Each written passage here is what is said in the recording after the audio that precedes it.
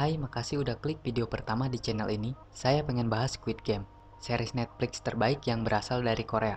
Dengan tema permainan kematian, penulisan alur cerita dan setiap adegan di serial ini rapi banget. Banyak pesan bermakna dan tersembunyi di keseluruhannya. Dan berikut hal-hal keren yang mungkin terlewat oleh penonton. Boneka di permainan pertama punya jepit rambut berbentuk petak Squid Game atau permainan cumi-cumi. Bentuknya terdiri dari segitiga, kotak, sama bulat. Sebelum permainan terakhir juga, bentuk ini terlihat saat tiga pemain makan di meja makan yang berbentuk segitiga dan lantai melingkar dengan motif kotak-kotak. Sebelum ikut permainan, para pemain memainkan dakji. Bisa dilihat di video yang ditampilkan di depan para pemain. Semua orang yang ikut memilih dakji warna biru, yang artinya kalau mereka pilih merah, mereka takkan kesusahan dan takkan ikut permainan kematian itu. Setelah permainan pertama, 100 orang memilih melanjutkan dan 100 orang memilih menghentikan permainan. Dan karena si kakek tak mau memaksa, dengan satu suaranya, dia memilih menghentikan permainan.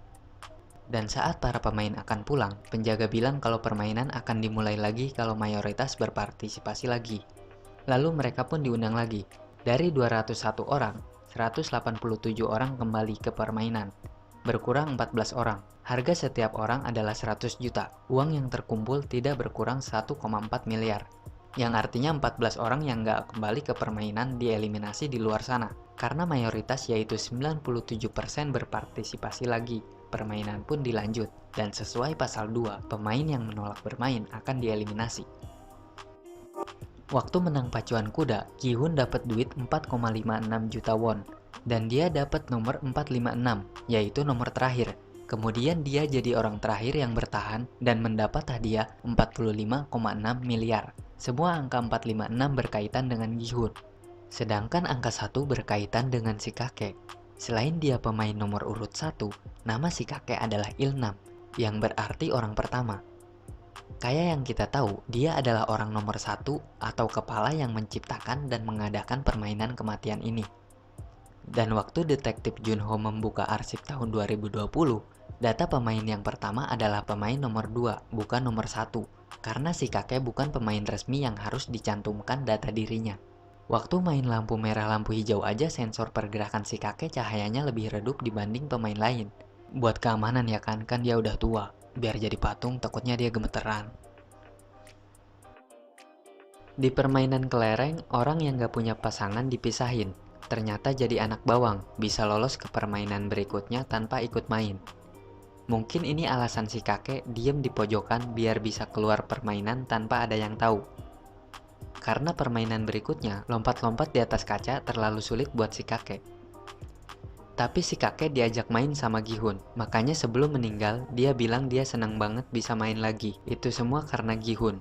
Makanya dia manggil Gi-hun yang udah kayak anak sendiri. Orang sekaya dia, meninggal tanpa ditemenin keluarga atau teman. Dia cuma pengen ditemenin ganbunya. Pasti penonton sadar kalau frontman curiga ada penyusup pas adegan ini, karena dia ngangkat dan nutup telepon pakai tangan kanan, meski dia kidal. Dia kidal karena pas nembak pakai tangan kiri.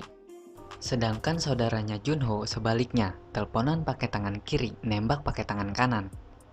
Pemeran Sabyok ketawa pas adegan ini, karena seharusnya mereka cuma tabrakan, tapi pemeran Gi-hun berimprovisasi dengan baik, ngambil dan ngasih minuman sambil kesusahan masukin sedotan karena panik lagi dikejar. Kado yang Gi-hun kasih buat anaknya mirip sama peti mati yang dipakai buat pemain yang dieliminasi. Isi kadonya tembakan pemantik api, yang bawahnya plastik warna pink, di mana pemain yang dieliminasi ditembak lalu dibakar sama orang-orang berseragam pink. Ada 6 game yang harus dimainkan. Pemain gak dikasih tahu sebelum permainan dimulai. Tapi sebenarnya, gambar permainan ada di tembok di ruangan di mana pemain berkumpul. Bisa dilihat jelas saat semua ranjang disingkirkan. Di permainan jembatan kaca, kalau nggak diingetin Sabyok, Gi-hun pasti lompat ke kaca yang salah. Soalnya dia nggak fokus karena tegang lihat orang-orang yang jatuh. Pas main dakji aja, dia mau nampar lawannya, karena pengen balas nampar. Sampai lupa kalau tujuan dia main adalah dapetin uang. Di awal Gi-hun ditampilkan sebagai orang yang suka bereaksi berlebihan, sering teriak dan suka marah-marah. Tapi di akhir pas tahu ibunya meninggal, Dia nggak teriak atau kaget sama sekali, karena baginya udah nggak aneh lagi setelah banyak melihat kematian. Dia juga sadar ninggalin ibunya yang harusnya segera dioperasi. Dan di episode 2 dia bohong setelah sumpah atas nama ibunya. Episode 2 memang menyiratkan semua akhir dari karakter utama, kayak Ali yang nyuri uang bosnya, terus mati karena kelerengnya dicuri Sangwoo. Sabyok yang ngancam leher orang pakai pisau, terus matinya digorok sama Sangwoo juga. Daksu yang lompat dari jembatan biar nggak dibunuh, terus mati dibawa jatuh dari jembatan kaca. Dan Sangwoo yang nyoba bunuh diri di bak mandi penuh air, akhirnya bunuh diri pas kehujanan. Semuanya berakhir sesuai seperti apa yang mereka lakuin sebelum balik lagi ke permainan. Si kakek sebelumnya ketemu dan ngobrol sama Gi-hun. Dan sebelum mati, dia ketemu dan ngobrol sama Gi-hun. Semua bagian cerita itu bikin Squid Game bukan sekedar permainan bunuh-bunuhan, tapi penceritaan yang bagus banget. Diawali memperlihatkan seseorang yang banyak beban karena nggak punya uang, sampai akhirnya dia punya banyak uang, tapi punya beban baru yang harus diterima. Dan pas tarik tambang, semua orang tangannya digembok. Tapi apa?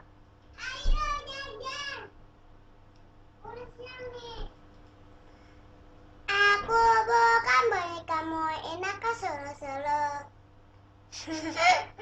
Tak ame-ame, belang kupu-kupu. Siang makan nasi, malam minum susu. Susu kental manis, diaduk kelapa muda. Ada yang ngenangin, mamanya lagi kerja.